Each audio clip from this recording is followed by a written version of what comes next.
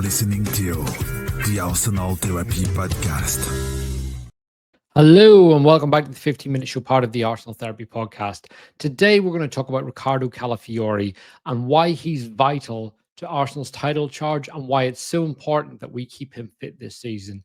His time at Arsenal has been marred by injury. Even during pre-season, he has missed a couple of games as a result of injury. He went down against Newcastle, ended up missing the Tottenham game, ended up missing the Villarreal game, came back against Athletic Club, and he looked absolutely sensational at the back. But Calafiori was a big money signing for Arsenal last season, around 40 million all in, including add-ons. And he was our big signing of the summer. He came with huge promise, huge pedigree, and a player that was really primed to take us to another level. He was one that was criticised because of his injury history, and that injury history carried into last season. He started just 11 Premier League games. He came off the bench 7 times, and he was in the squad 3 times as an unused substitute.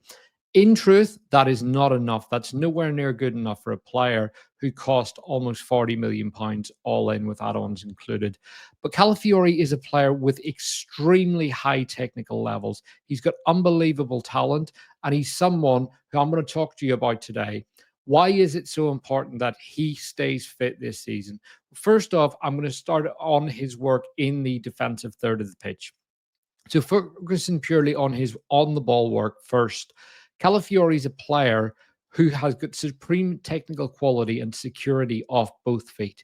That's something that's extremely rare for left-footed players. You do see right-footed players with stronger left foots, but quite often you see left-footed players very, very one-footed. Calafiori is the opposite of that, and he plays with the nonchalance of an old-school number 10. He's the kind of player that floats around the pitch. He's got an almost Totti-type vibe to him. But the way he moves and the way he expresses himself very freely on the pitch just allows Arsenal to really flow. We saw it yesterday, the ball right in the box. He just gets a toe to it, passes it into Declan Rice. Declan Rice spins it round the corner, and Arsenal are away. Then again, in the middle third of the pitch, we see Calafiori under real pressure. He plays a back heel, and suddenly Martinelli's free down the line. We also see him coming down the line himself on the carry. He chops inside onto his right foot and sprays that pass across the pitch. But what's interesting about Calafiori is how well he can pass the ball off both feet in very, very tight, congested spaces. And he's very clever in the pass selection that he uses because he's someone that's very good at scanning. Calafiori, if you watch him during a game and you watch Zubimendi, you will see the two of them just constantly scanning the pitch. The players that I really remember doing this when I was younger, who were absolutely superb at it, were Xavi Hernandez and Frank Lampard. Lampard's a player that I will quote a lot on this show because he was someone that worked and developed his game and became very, very smart and made up for his kind of physical deficiencies to become an unbelievably strong footballer that was one of the best in the world at one point. But Calafiori is a player that is supremely aware of his surroundings. Whenever Arsenal are in possession, he's someone that he's just always looking. He's going left, he's going right. He's looking 2 or 3 passes ahead. And that's something that Zubimendi does as well. And with Calafiori, he's someone that likes to step into the inverted position. He likes to step in to create a double pivot. At Bologna, he was playing as part of a back 3. And in that back 3, he played an almost John Stones type role where he roamed forward and he was allowed a lot of space. We saw him play in that Roman centre-back role against Newcastle at the end of last season, and he was fantastic in that position. He then did it in pre-season against AC Milan, brilliant performance, and then a very good showing against Newcastle again in pre-season, but he went down with an injury. It looked soft. I would imagine that Arsenal have said to all of the players, the slightest niggle, anything that you feel, you go down, we're not risking injury before the season starts. As a result, we've seen players miss games, but it feels like Mikel Arteta is prioritizing building up bodies to make sure we can last the season, and we're trying to reduce the injuries and learn from the mistakes of previous campaigns. Now, Riccardo Calafiori is a player who had his knee absolutely smashed to pieces. It was dislocated, it tore its ACL. He had to have knee reconstruction surgery. As a result, he's picked up numerous injuries over the years, but you can see one of the most prominent ones that keeps happening is that knee collapsing inwards. That is a big worry. And the fact that that has happened numerous times will mean that he will have that in his head psychologically, that he knows that that could happen. That's something we see when players have repeated injuries. That is always in the back of their head. But the hope is that Arsenal can build Calafiori up this season and really avoid that. Because I'm going to go back to his work on the ball in possession. That ability to play that ball and scan. One of the things that Calafiori is very good at, if you look at, is playing that ball around the corner. The ball will come to him and he will run towards the ball, and he'll play it on his right foot straight into a player, straight into his midfielder, into an 8, into the 6, whoever it is, right round the corner, and then he turns and goes the other way. So he's traveling forward as a result of this. So he's going backwards, but then spinning and going forward. He's allowing Arsenal to get up the pitch, and he's taking a defender with him. But that all starts with Calafiori scanning. So he's got the technical ability, he's got the balance off both feet, and he's able to play that because he's set. But the big thing is Calafiori creates space. He's someone who, unlike Miles Lewis-Skelly, he's not bothered about where he is or how he receives. He's not always bothered about looking at the pitch ahead of him. Miles was typically a 6, so he's someone that's used to playing with the pitch ahead of him. Calafiori's a player that started as a striker, so he was used to running in behind, making channel runs, and coming deep and spinning in the way that a striker usually does. And right now, we're seeing Viktor Gyokeres do that at Arsenal. But with Calafiori, he's someone that the reason he is so important is because he can't be pinned down. I would compare him to what Liverpool had in Trent. Very, very different players, and Calafiori's not a passer the way Trent was. Trent's completely unique, and he's more like a number 10. But Calafiori gives an almost 10-like quality, but as a maverick, a chaos merchant, and someone that just creates and agitates and moves players out of possession. And then as a result, he's able to play balls into very difficult areas to defend. And he's a very good shooter when he gets into the box. But I mentioned his ability to go off both feet round the corner. One of the things I mentioned as well was him chopping onto his right foot, those back heels, that balance. So when Calafiori comes onto his right foot, we saw in the Athletic Bilbao game, Calafiori playing that ball across to Saka twice. He got it, he looked up, and Odegaard was the safer pass. It was the easier pass, but he went longer on his right foot, straight out to Saka and into space. He got that ball to him earlier.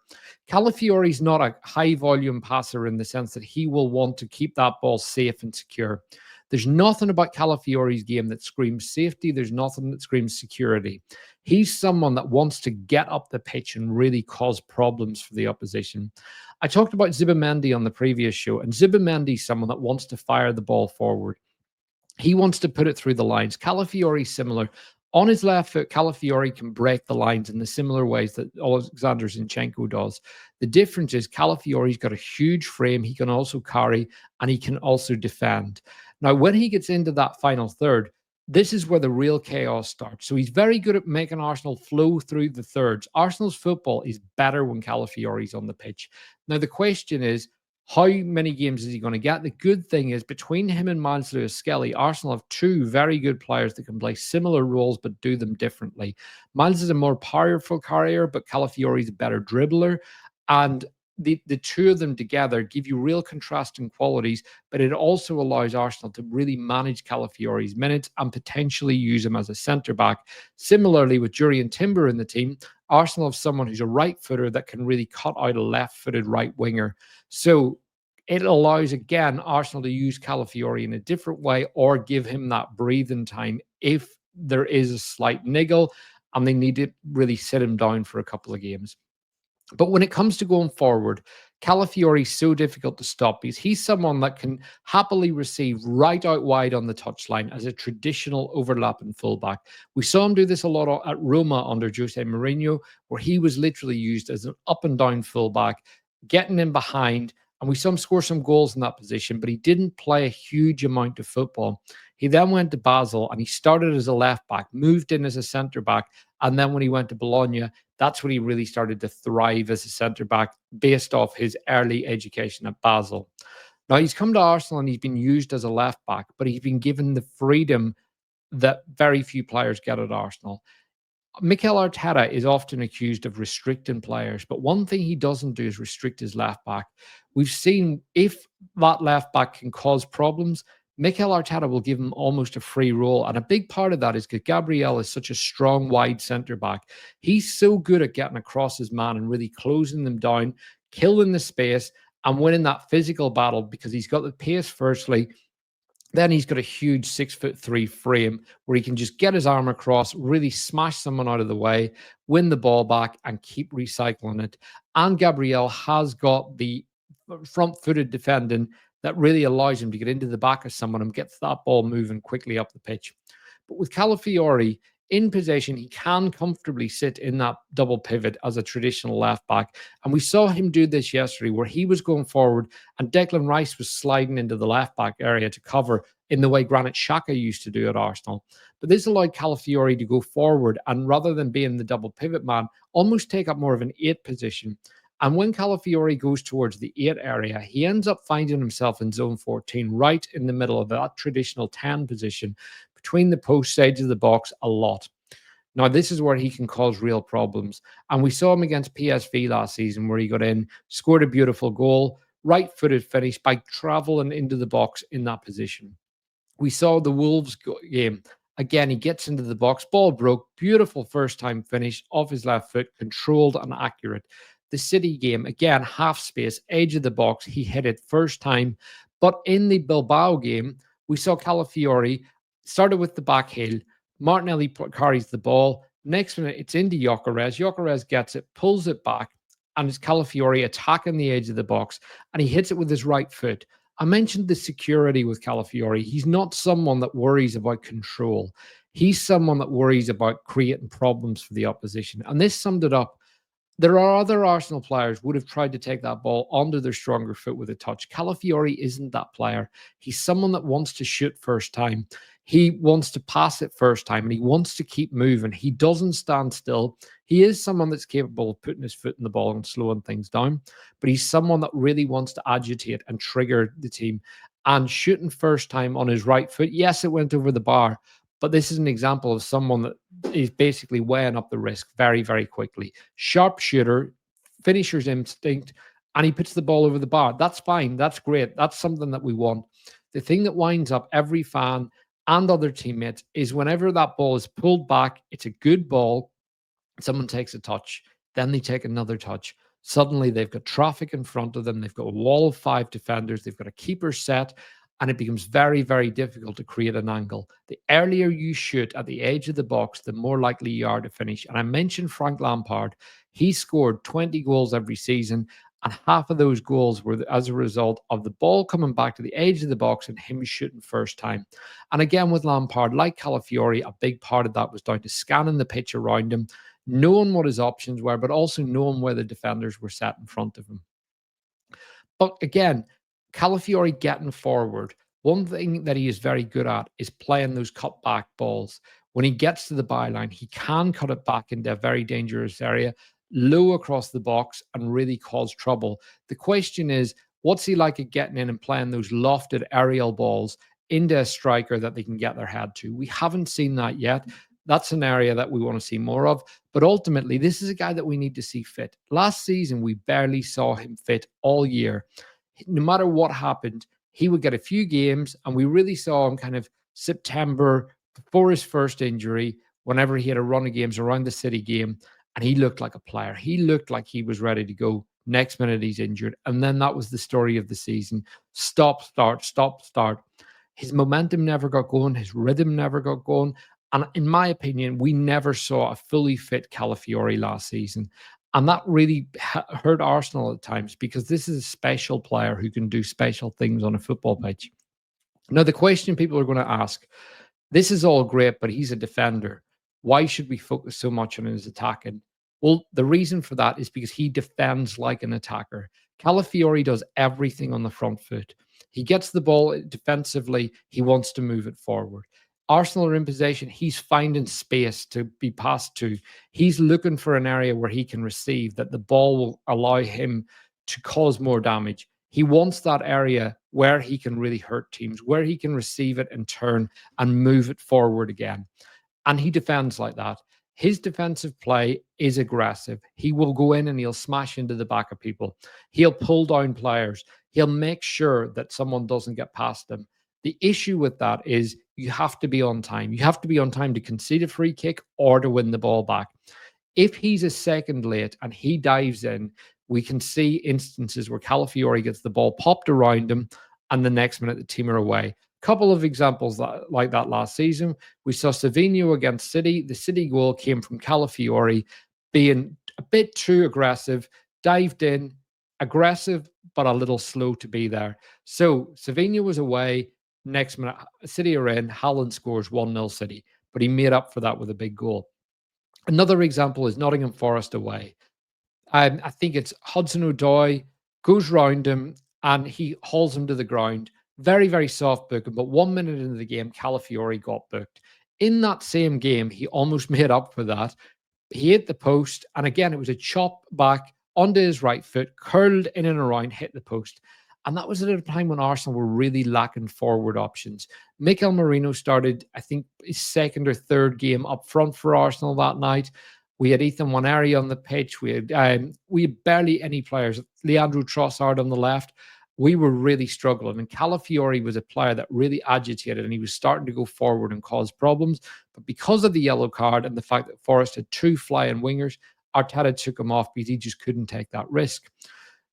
But that front-footed defending is fine when you've got a player like Gabriel behind you, because you can play at left back and dive in, and Gabriel will mop up your mess. Same with William Saliba. And also, I mentioned Declan Rice coming in to that left back position. With Zubimendi, the two of them are changing positions quite a bit throughout the game. We saw it to great effect against Athletic Club, where Zubimendi would drift forward and Declan Rice would sit between the centre backs in that true six position. Same when Calafiori went forward into the 8, we saw Declan Rice sit into the left back. So what we're seeing more is Declan Rice getting up and down through three different positions in a game. And if anything, that is probably the way to maximize his supreme run and play, his unbelievable talent out of possession. But it also means he's receiving the ball in very different parts of the pitch. Rice is not a player that you want receiving top of the box, between the lines, having to turn and do very little with the ball. He's not a really soft-footed, fleeting attacker. He's someone that has got a very firm, strong touch and likes to turn and use his body and power away. You're not going to get the most out of him in the kind of top of the box half space with really tight spaces around him. That's just not Declan Rice's game. But if Arsenal are getting to him and utilising his long passing from deep and allowing Calafiori to go forward, we're going to see a much better Declan Rice, because it's more all action. He's running more, he's involved more, he's making more tackles, he's making more passes. Similarly, with Calafiori on the pitch, he's got a two-footed technician, Zubimendi, beside him, and Calafiori is a similar two-footed technician. And alongside his passing work, he has got the physical aggression to hold off players and move up the park. And that physical aggression is very similar to how he defends, because, as I said, he defends like he attacks. He's someone that's brilliant in the air. So from set pieces, he's a weapon defensively that Arsenal have used very, very well. When the ball comes back down the pitch into that left back position, Calafiori doesn't lose many headers. He's extremely strong in the air. And in the 23-24 season, when he was fit all year at Bologna, he actually won a higher percentage of headers than Gabriel did for Arsenal. That shows how strong this guy is in the air. And with set pieces, given that he played so few games for Arsenal last year, we didn't get a chance to really utilize that in attacking situations. So again, when I say Calafiori is almost Arsenal's ace card this season, a big part of it is because we have seen so little of his game. We've barely scratched at the surface of his potential. And ultimately, this is a guy that we need to get into the team more, because when you've got a fullback who can do all these different things, it becomes very difficult to pin them down. The reason I compared him to Trent earlier in the show was because Liverpool essentially had a number 10 in Trent Alexander-Arnold, who was playing passes all over the park that could kill teams and killed Arsenal on numerous occasions. But you're not going to mark a fullback. You're not going to sit on a fullback in the way you would sit on a 10. Florian Wirtz will have number 6s that man mark him this season and make sure that he's pinned down. Arsenal have that with Bukayo Saka, in that he gets doubled up upon. Teams close Odegaard down very fast. You can't close down a left back if they're starting in a defensive position, moving up into the pitch. And I mentioned that free roll. Calafiori floats around the pitch. He finds himself popping up in different positions. He glides when he's on the ball, and he moves it with both feet very quickly. If you're an opposition team, you can't really focus on that player, especially when they might go down the wing and really make those channel runs, receive on the touchline and play 1-2s with the winger, get him behind, get to the byline, push the last line back, or might pop up in zone 14, might pop up in a double pivot with your center midfielder, or similarly might pop up in the right 8 position. All these things make it very, very difficult to close down a player like Calafiori. And Miles Lewis-Skelly doesn't do a lot of these things. Miles is an incredible footballer who had an unbelievable season. But the worry is Miles played a lot of football very, very fast last year. So this year, teams are starting to figure out what his strengths are, what his weaknesses are, where he needs to improve, some of the risks he takes. So when it comes to really growing and improving, having those two as two very different options will be the key for Arsenal to really succeed. We're seeing games won more and more in the half space and the wide areas, and your fullbacks are becoming more and more important. Arsenal right now have 4 of the best fullbacks out there. You look at the right-hand side with a real overlapper in Ben White, who's got an unbelievable sprayed pass. Then Jurriën Timber, very good short game, really good link-up play, 1-2s, give and go, move the ball up the pitch. He's such a total footballer that he can play any position on the pitch, but he's a specialist dueler. 1v1, he will have you in his pocket. He showed Vinicius Jr. last season that he was the boss when it came to dueling, and he didn't get a sniff. You look at the left, Miles, I mentioned him, such a gifted technician, so strong, so low gravity, such a good turner, agile, and a great passer of a football. But Calafiori is the wild card in the team. He's someone that does things that no one expects. Arsenal had that to a degree with Zinchenko, but it never fully worked because of Zinchenko's just inability to stay switched on. Zinchenko's also not the strongest dueler. He's very good at certain areas of defending, and especially in the air. Zinchenko's underrated in that area. But with Calafiori, he's someone that's much more well-rounded, and it's more about timing. He will go in for 12 duels, aggressive, front-footed, try and intercept the ball 10 to 12 times a game. He might win that ball back 9 times. One of those, he might be caught out, and Arsenal will go forward. The team will go forward and put Arsenal under real pressure. That's a risk that I'm willing to take. I would rather have a player win the ball back for me 9 times and lose one that puts us under big pressure than have someone that sits off and basically tries to see out the game and make sure the winger has to beat them rather than try to get us forward on the front foot. And this is something that we've been talking about with Arsenal, is risk. Everything at Arsenal over the last 12 months has been about safety, security, and it's been stale, predictable, and we've ended up in the horseshoe. Calafiori's ability to drift into that central area and create problems in zone 14 and in and around that makes Arsenal more difficult to pick up on. It allows Odegaard more space. It allows Saka to have more space. It will give Gyokeres areas to run into, but this is a guy that just will create problems. The question is, can Arsenal keep him fit? Because if we can keep him fit, we've got a hell of a player on our hands. He's a big personality. He's turning into a leader on the pitch. And ultimately, this is a guy that we just need to keep fit. But we'll leave it there. Tell us what you think. Is Calafiori as good as I'm telling you he is? What do you want to see more from? Where does he need to improve? On the ball, off the ball? People talk about his defending as a weakness, but think about it seriously. What particular area are you concerned about? Because he wins a lot of tackles in every game. He wins a lot of headers. What is it that we want to see more?